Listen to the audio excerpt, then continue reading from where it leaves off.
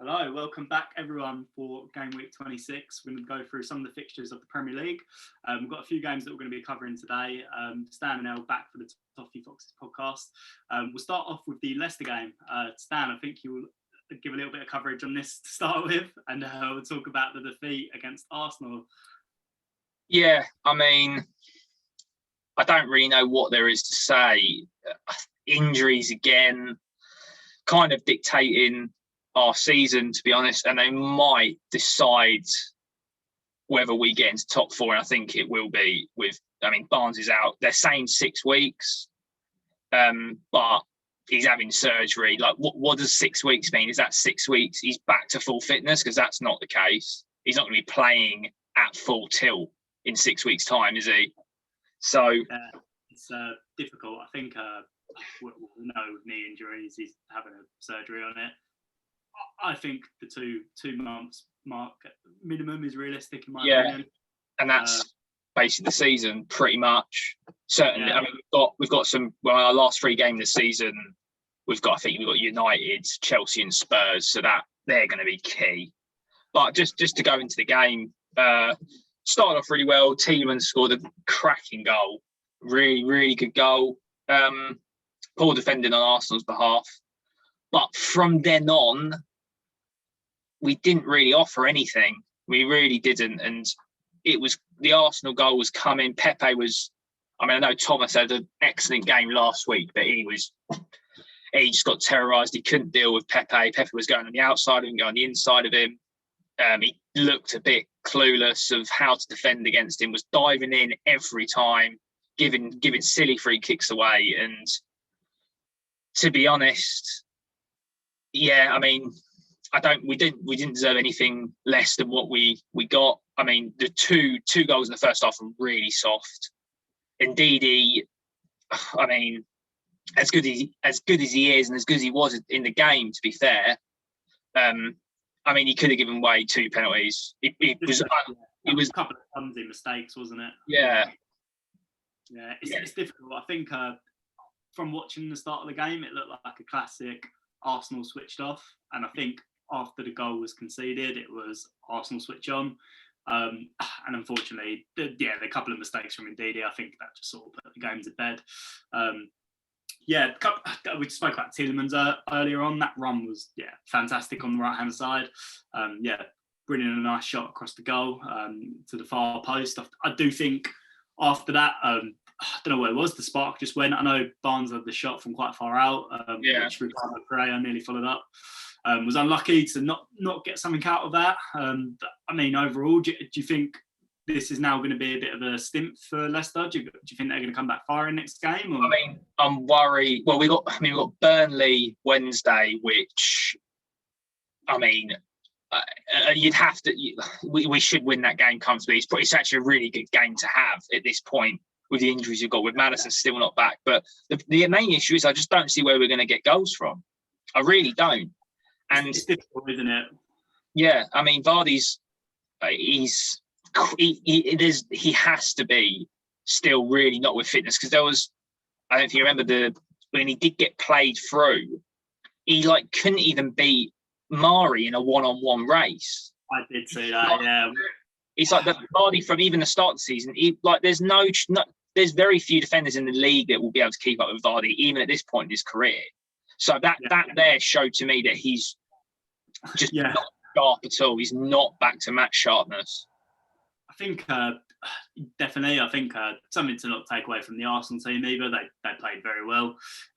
After the first goal, they did really switch it on. Let's talk a little bit about how they did play. The David Luiz header from the free kick. Yeah. Very good. I think it's unlucky for the Leicester defence. He'd done quite well to pull away. Whether that's something they worked on in training, he immediately knew exactly where William was going to place the ball. So it was a great header. There's not really a lot you can do about that one. But it's his own marking though. That's the issue.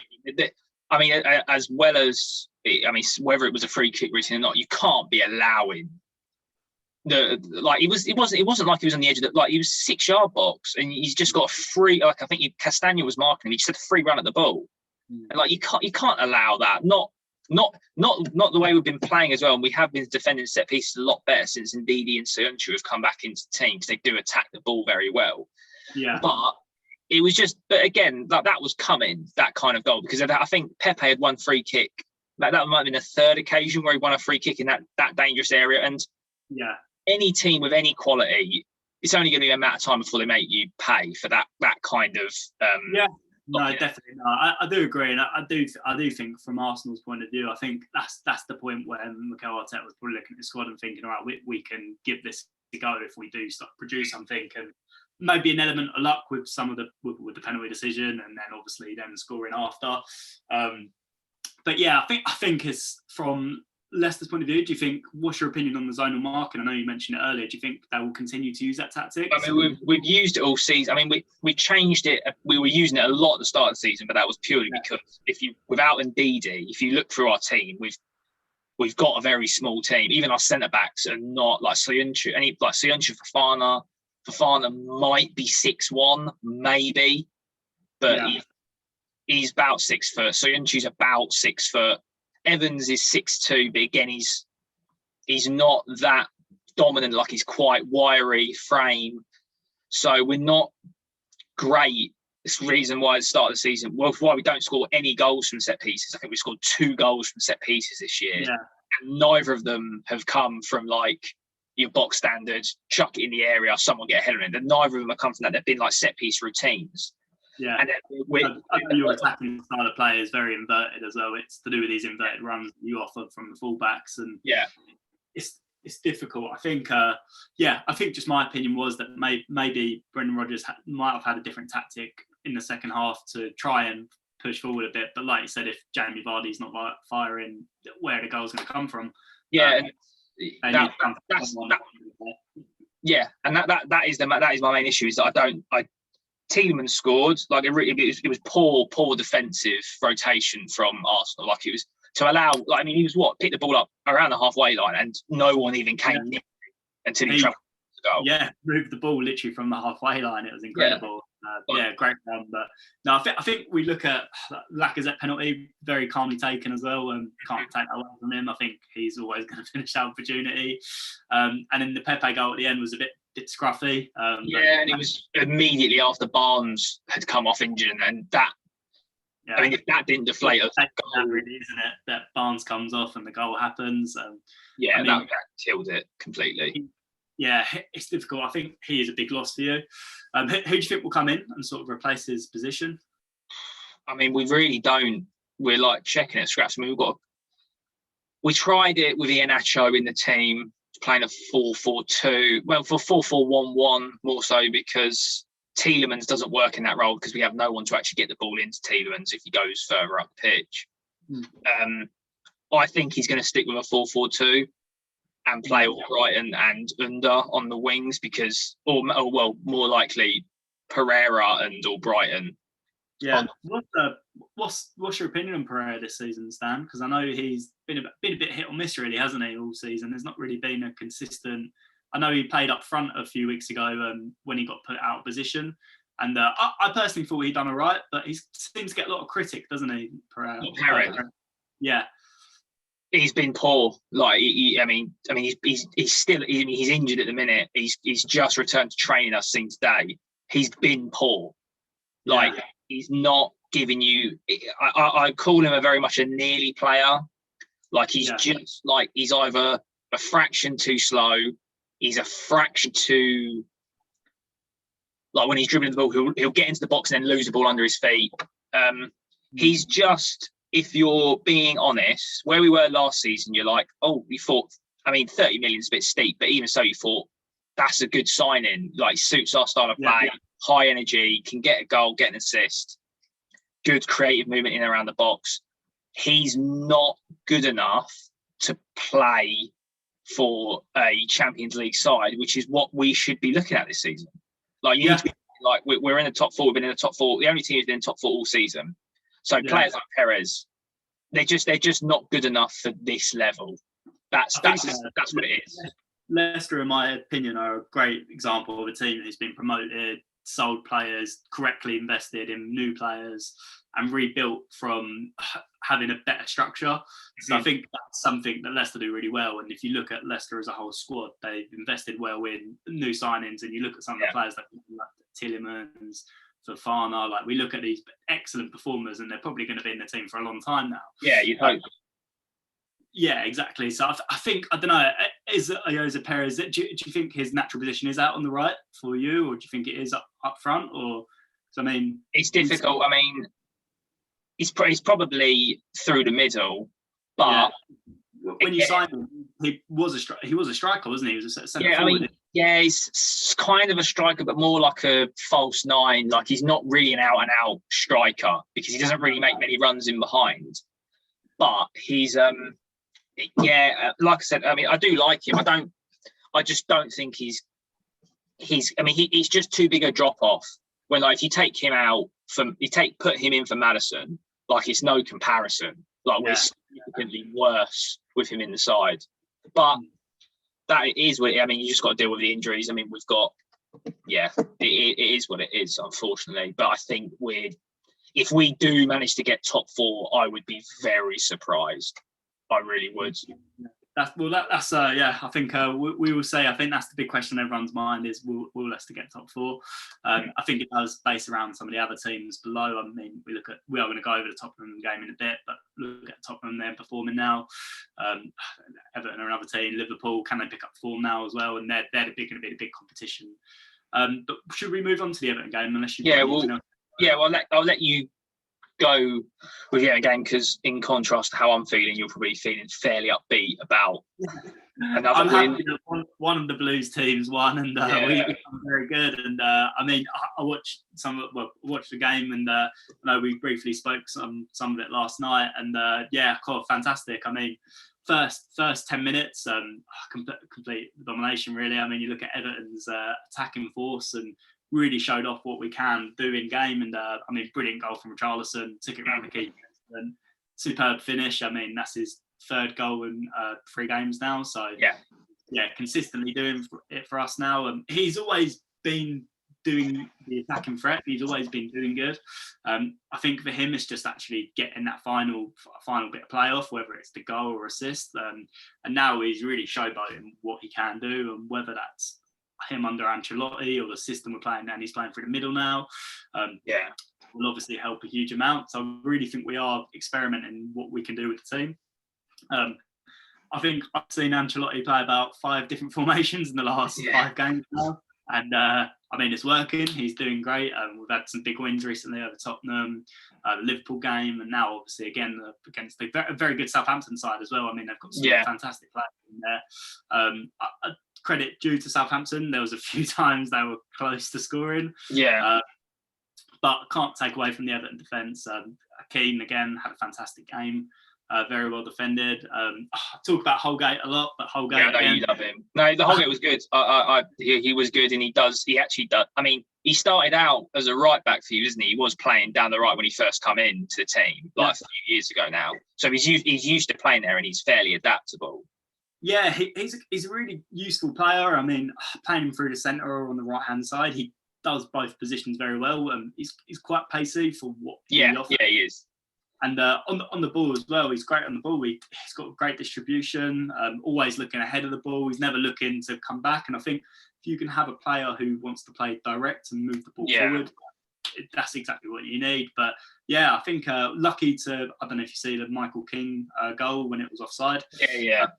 Lucky to not be 2-0 up. I think that just on its own highlights how good Keane has been. He's really upped his game in terms of what we can offer as well.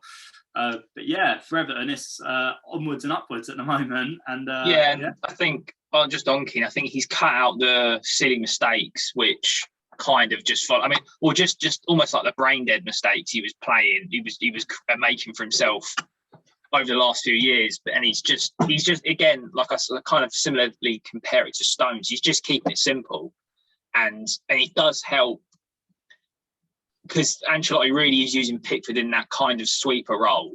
Yeah. And having a keeper who you can play the ball back to at any time, and he's basically going to deal with it with his feet, no matter what you do. Like he gets you out of jail a lot, as far as because you've got someone like Calvert up front, you can just pump the ball forward and he'll get you something out of it, really. I know we've touched on this, but it's great to see Pickford playing well as well, especially with the Euro selections coming up and some of the friendly selections. I mean, he'd be number one for me any time of the week. And especially from looking at some of the games he has played, like you said, that sweeper role, he's been fantastic at distributing the ball out, being almost another defender to play it back to. And so handy having that in your team, like you said. I think especially with Alan coming back in the team as well. Yeah, he was good. He was really good breaking down play, but don't get me wrong, Tom Davis has surprised me how well he's done in that role. Yeah. But Alan's just so much more of a shrewd operator with breaking down play, and he's just a lot better in that role, and he's a lot more experienced, and he's a lot more disciplined. Experience was the word I was looking for. Yeah. He just shows how long he's done it for. I mean, some of the top flight he's played for. He's just a fantastic player, especially in that squad. When we played the way we did, we almost played like a 4-3-1-2. So the Sigurdsson was the free-flying player, and I've said this he was before. Good again. He was good again. Sigurdsson was. He was fantastic. I mean, the ball through to Richarlison. That's all you can ask for, really. I mean, if he's playing well, he's there to create chances, and he constantly did that. I think sometimes with Sigurdsson, people question his work rate, but what he does offer, he steps up to the plate, and when you need someone to create a chance or score a goal, he is there. It's interesting to see. I know Lewin played well again. Didn't manage to get a goal, but he did have a good game. I think we're starting to get a real nice, what I call like a spine of the team. We're getting a nice. You have. Yeah, it's getting really good, and I think I think Ancelotti is just testing out what works and what doesn't work, and it's exciting to see. But that's it, really. 100%. That's it, really, for the Everton game coverage. I think most of it we've gone over. But is there anything else you wanted to mention on that stuff? Well, what do you think? So, like, sort of going off of Leicester, obviously, what our expectations are from this point. What would you consider a successful season not from the start of the year, because you you have to put things into context, because if like start of the year, obviously you'd take 5th or 6th, you'd take any European place. But from this point, would you still say that, let's say 5th, 6th, would you still say it's a successful season? Because personally, I would say it would be for you. I completely agree. I think this season, if he can get 5th or 6th place, I think he'll get a lot more backing from the club. Mm-hmm. I think that will be whatever signings we need to make in the summer next year to really deploy that top 4 team. I think they'll invest in it. I still think there's certain positions we do need to invest in. I mean, the striker one's another big one. I don't know how much I'm convinced by King still. It's difficult. You would know purely from being a Leicester fan, getting these championship strikers in, and I don't know. We look at the quality. I mean, if we have Moise Kean, that could be another. Yeah, he's not staying though, is he? He's not. I mean, he may do, but I'd be shocked if he wasn't snapped up. Let me know if you think Moise Kean will stay or if he'll go to PSG. I think he'll stay. There's a good chance he probably will go to PSG, and I mean, if he does, it's gutting because obviously he's been fantastic. Yeah, if you manage to keep him next, I mean, that would be probably the best signing you can make. If you manage to keep him, that would make you actually a top 4 contender, I think. But then at the same time, I mean, that was obviously you won last night, and then I mean that's like what the first game. I think you hadn't won at 5 previous games at Goodison. So it's just inconsistency. And I think that's down to getting goals, because a lot of those games were 1-0, 2-1, and hard with Everton as well, because you looked at our first game of the season when we beat Tottenham. We won it, and I think everyone just assumed that we're going to be this team that wins every week because we've got all these new players. But you know very well that it takes time for these players to gel and mold together. Yeah, 100%. And I really think Ancelotti is just. I think this season's what I'd call like a test season. I think he's testing out formations, he's testing out players. I mean, for example, I think someone like Davies probably would have been a contender to leave the squad at the end of this year, but he's well earned his place. Oh, 100%. Yeah, I mean, your midfield you've actually got a really talented midfield as far as Gomez, Decore, Allen and Davis. And then you've got Sigurdsson, who's backup for Rodriguez. Like, your midfield is, I would say, you probably need to add just another one more in there. I'd say another quality midfielder. But I would say your midfield is probably your strongest area, and your deepest area as well. Oh, definitely. And I think we look at some of the players who are in there. Like, if you looked at our team a few years ago, we had Davy Clarkson, a Wayne Rooney who was struggling with match fitness and struggling to play. And you just look and you think, we've got nothing. We've literally got nothing. And now it's really exciting. Schneidlin days and players like that. Where is he now? Do you know what I mean? It makes I think he's at Nice or something. Yeah, but he's exactly. Some of these dated midfielders, and you just think you just need. I think Ancelotti's done a really, really good job at freshening the team and giving it that it needed a revival, I call it, and he's been that 100%. I think we could get fifth. I think that's quite realistic. Yeah, it should be. I mean, fifth or sixth. I mean, you should be aiming for that Europa League spot. And I think, it's so tough this year with the amount of teams who are vying for those Europe. From, I would say, third to eighth is going to be so tight, because I think Man U will at some point pull away.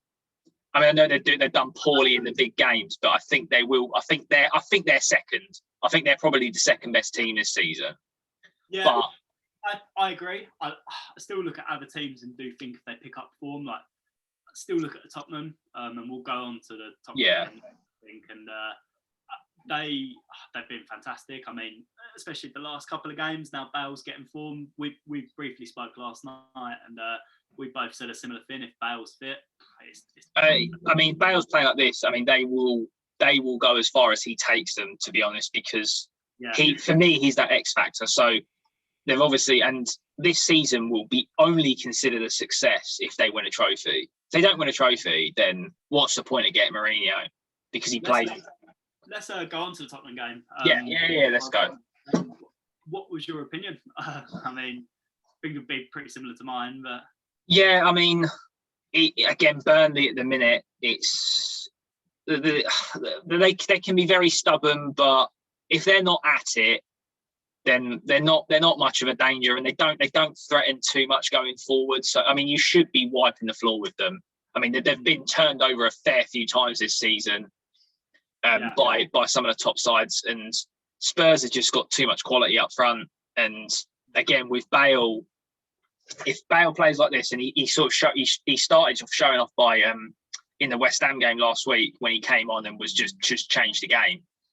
He did again, and I do personally think that if they do win a trophy this year, it will be down to Bale.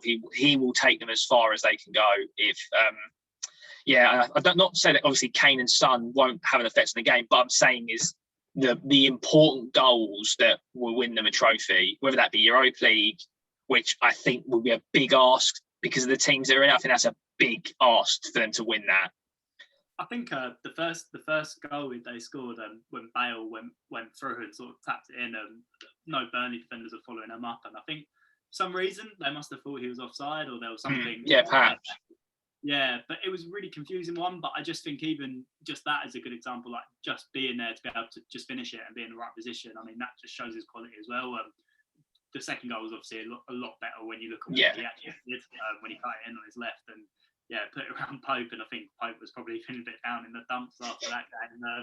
It was a bit of a beating. But I want to talk about some of the other players as well. We'll definitely talk about Bale a bit more because he's been fantastic. But Lucas Moura for me was a real stand-up player.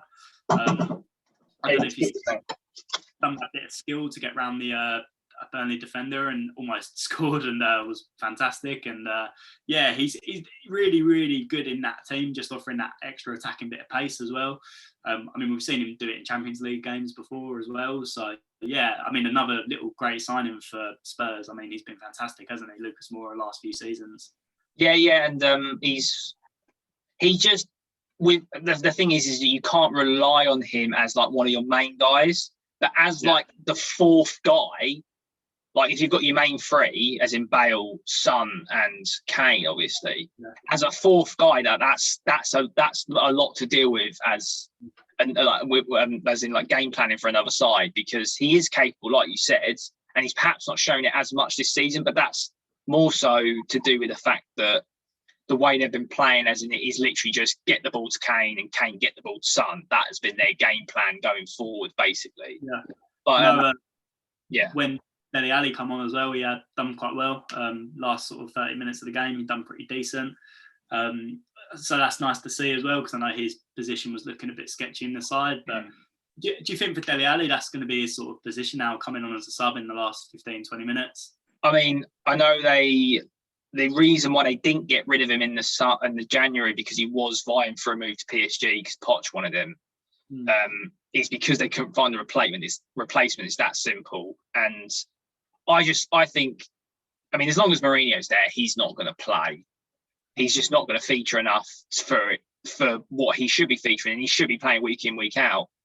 Yeah. But I don't know. I mean, there's obviously something going on there as far as whether it's hunger, attitude towards the game. But as their team's currently composed with Mourinho at the helm, I think that will be his role there. I mean, it will be to try and make an impact in the last 30 minutes, which if you're Dele Alli, that's not what you should be aiming for. No, it's difficult because when you look at, like you said, the three main men, you look at Tottenham's team now, they should be starting more or less every game. And they should be doing what they've done against Burnley. They should be doing that. But I think what really helped them with that as well was Bale was always on the last man. And I think that brought Kane a bit more higher and also brought Son a bit more higher, which made them attack a bit better. And I think maybe that's something Mourinho hasn't done as much, is let Bale move the line forward. And I think we've watched Tottenham so much, they play so deep. Yeah, they do. And they just have Son sitting on the fullback on the last man. And that's their only out ball. And if you can nullify that, it's like they don't offer that much else. They really don't. And that's been an issue he's had a lot this season. I know down the left-hand side as well, there's some nice play between Reguilon and Son, and it was really nice to see that link-up play, and they moved the ball very well. And yeah, Reguilon's a very good player, isn't he? He's out. If you look at their back four, back four and goalkeeper, he's the only one I'd say if you were a top team you'd take in your side. I wouldn't take any of their other players. I think some of the other players in that side can be a bit inconsistent with performances. Another one who did, I mean, most of that team played well against the game, but Sanchez had a pretty good game. He played well, but at the same time, who's he playing up against? Yeah, very true. Yeah, that is the difference. And he's again, every one of their centre. I mean, Alderweireld at this point in his career just doesn't have the legs anymore. No. So I mean, 3 or 4 years ago, he was literally one of the best defenders in the league, but quite comfortably. But at this point in his career, he needs more than Sanchez and Eric Dyer alongside him, because you're just going to leak goals. And then Lloris behind him, who makes virtually no saves that I wouldn't make. But a comfortable win. And I don't think it was that surprising that they beat them the way they did. No, I think it's just more a fact that it's more than 3 goals. I mean, it was the clicking of the forwards. I think it was Bale that kind of raised everyone's eyebrows a bit, because now you're thinking if he's going to play at this level, they're going to be a real handful for anyone. I think something nice as well from watching the players on the pitch. As soon as Bale scored that first goal and was attacking, you saw Kane wanted to get involved. Just having a few shots, and he's good enough to do that. If he's doing that, they're gonna get something out of it. It's a corner, it's a shot stop, and you've got Bale or Son following that up. I mean, he did score that one on the left hand side where he put it in near post. And I think it's fantastic to see that they have got that real threat. But Tottenham one to watch, I think, in my opinion. I think next few games, if they start getting some points and start coming up the leaderboard, they'll be. They need to go on a run, don't they? If they're really gonna even push for top. I know it's still very tight at the top, but top 4, because of the teams around them, is going to be a big ask. They're going to have to go. If they went on a Man City-esque run, or even a similar run to what they went on the start of the season when they went top of the league, it would take a lot for them. But top 6 is more than achievable and more than in their reach. Yeah, no, definitely. I agree with you completely. Let's go into the City game if you're happy with that. Talk about the Man City West Ham game. overall, I think great game from both teams. West Ham were unlucky to not get a point out of it. Yeah, the Diop chance at the end was... It was very close. It was a pretty fun game to watch, actually. But I think City, again, just... They're too good. They're too good. And I think sitting back, they've got so many weapons and so many different ways to beat you that it's basically only a matter of time before they score. I mean, even when they played you and you looked really resolute against them and you're like, how are they going to score? They just pop up with 2 top draw goals. I think it's just looking at some of the players. I mean, De Bruyne, for me, he was so good that game, and he just goes off like he is one of the best players in the world. But I think it was the point when he was on the right-hand side and hovering around, dribbling the ball, and I think the defender was coming towards him, and as he closed him down, switched it to his left, straight in, and fantastic finish from Diaz. I mean, what a header! I mean, it was his first City goal, if I'm right. And he was, brilliant goal. And then, I mean, Stones again, same, completely opened his body up, was in the centre of the box. It was a really good finish. It was a proper forwards finish as well. And forward finish. I think we look at, like you said, City can just do it no matter what way. I think that after that game, they've had 19 different goal scorers. Yeah, that's absurd. That's a ridiculous number. Yeah, and I think they're a bit similar in this way that Everton set up. They've got so many different players, so many different formations they can play. And I mean, what team is the best City team? That is the question we ask. Yeah, well, and also, I mean, with or without Aguero as well, it's not like they've got so many versatile forward players that they can just play free-flowing football and be all over the pitch. So it's so difficult to mark and so difficult to play against because you don't know who you're meant to be marking because you've got him making runs in behind you, you've got him drifting out over there. It's really difficult. And West Ham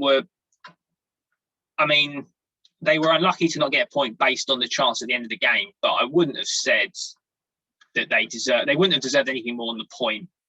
But I think they've got some hard workers. I mean, you looked at the first goal with Lingard and Antonio. Like, I mean, we spoke about Lingard before, how good he is at moving the ball, and I do really think they were unlucky to not maybe get another chance. There's one bit Lingard done a nice dribble from sort of like moving up from the halfway line and had a shot with his left foot, and it was quite a weak shot. But that pattern of play, if they can constantly do that and drive towards it, if they've got players like Antonio following up the shots, they will get something from it. But I do just think with West Ham, it's can you grab some points against these big sides? I mean, they're having a fantastic season. They just need to keep it consistent. I think for them, if they can beat the teams below them and get even a point from the top teams above them, then they should be quite comfortable as well as another top 5 contender. I think that's a very good point you make, is that if you look at the games they have lost have been against those teams above them and around them. They've lost to City, they've lost to even Liverpool when Liverpool couldn't buy a win. They're the games they've been dropping points against. And I know they beat Chelsea, and I mean they beat us earlier in the season, but their record isn't great, and at the end of the season that usually decides, if you've got a good record against the top sides, that usually decides where you're going to be, really. Yeah, I think do you think City will lose anytime soon, Stan? That's the question I've got for you. Yeah, I mean, they will. I mean, they're bound to, surely, at some point.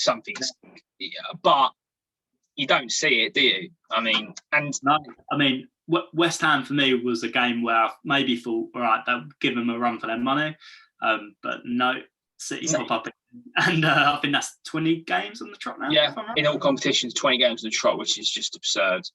But the good thing is for them though is that if they can get the league wrapped up as early as possible, which it looks like they're going to do, it looks like they've got the league wrapped up now, then they can focus on the Champions League, which is what their season is based on really this year. I mean, obviously winning the league, you want to win the league because obviously Liverpool dominated last season.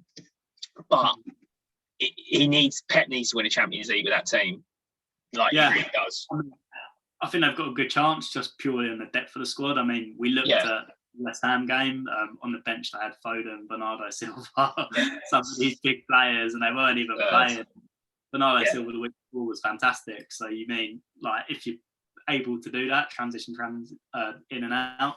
I mean, you even look at the right back role, and we talk about Walker and Cancelo a lot, but Cancelo is fantastic, and Walker, when he has been playing, he's been really stepping up as well. And I think just the nature of having that competition there. So it is exciting to see for the City team. I think they've got big things coming for them. Title's pretty much wrapped up, like you said, but we shall see. Just on that question, just the last one, do you think City won the league? Do you think that's confirmed now? I mean, I think it's done. I mean, they're 13 points clear, I think. 13, yeah.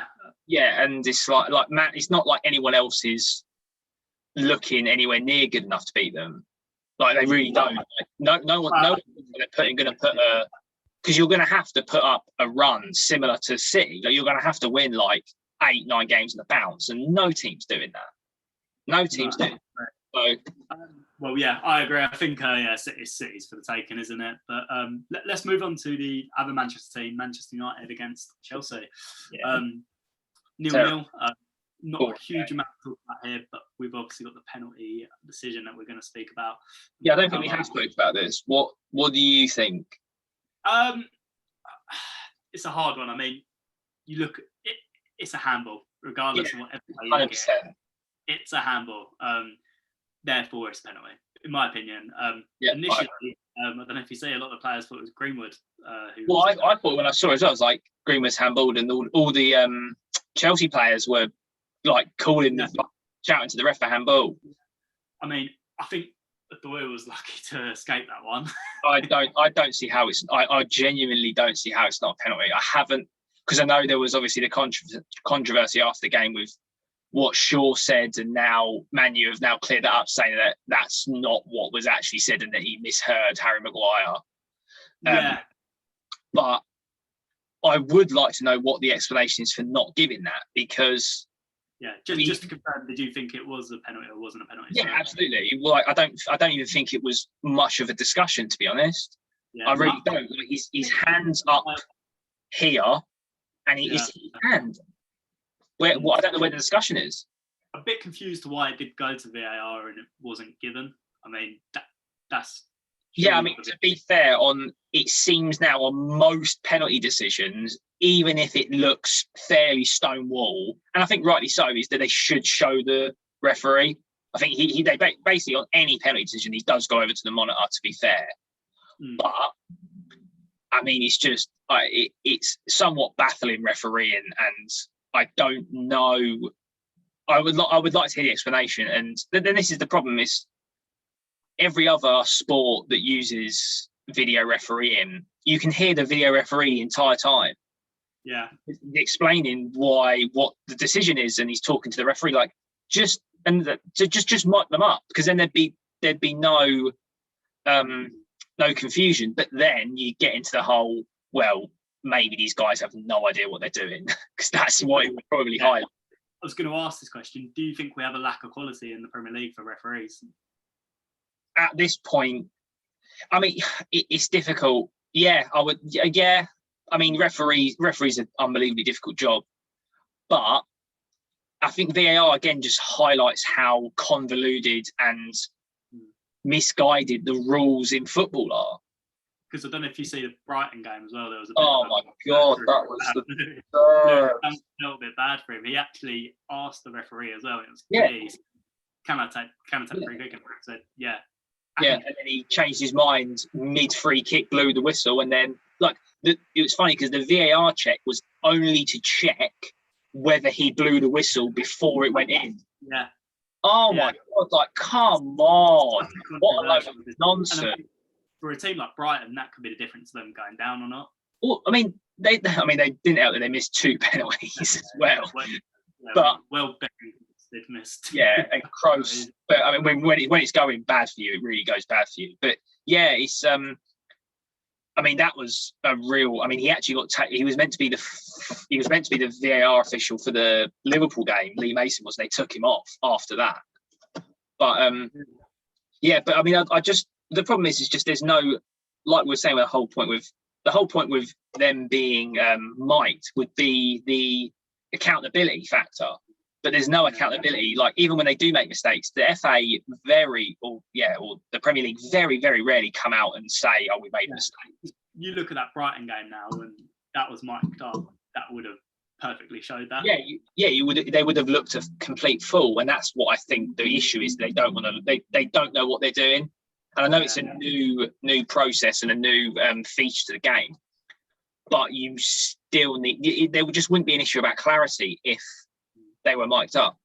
Yeah, I think. I think personally there is a lack of quality, and I do think it needs to be improved.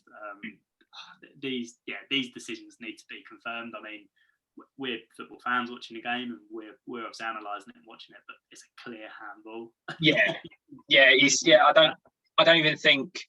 I think without any strange, silly handball rules at the start of the season, I think anyone would say that was handball, even without VAR into question. I personally think most people would say you wouldn't say that was like a harsh decision if that was given against you. It's a soft handball to give because he's not under any pressure, and it has just hit his hand, but it's clumsy play and Hudson-Odoi was really lucky, and Chelsea were lucky because they didn't create anything really. I think one chance I could think of Ziyech that De Gea made a fairly good mistake. I mean, they had a couple more opportunities. I think not to take away from Hudson-Odoi, he did put a good crossing for Giroud.